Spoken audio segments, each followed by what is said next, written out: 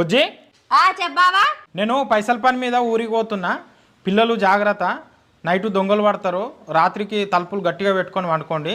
సరే బావా. తర్వాత రోజు అయ్యో అయ్యో ఎద్ద పని అయిపోయి, అయ్యో అయ్యో ఎద్ద పని అయిపోయి, అయ్యో అయ్యో అయ్యో అయ్యో అయ్యో. ఏమైంది బుజ్జి? ఏమైంది? ఎందుకు ఏడుస్తున్నావు? ఏమైంది? బావా ఈరోజు నేను అన్నం తినిగా నేను ఉండిగా చచ్చిపోతేగా.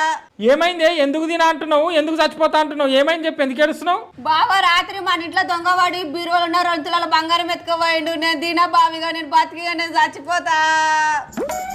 ఏమైంది బుజ్జక్క? ఎందుకు ఏడుస్తున్నావు? నేను కష్టపడి రూపాయి వెనకేసుకొని 2 తులాల బంగారం కొనుక్కున్నా. రాత్రి మా ఇంట్లో దొంగవాడి ఆ 2 తులాల బంగారం ఎత్తుకుపోయిండు. అవునా? అదే దొంగ మీ పక్కింటి రాని బంగారం కూడా ఎత్తుకుపోయిందంట. అవునా?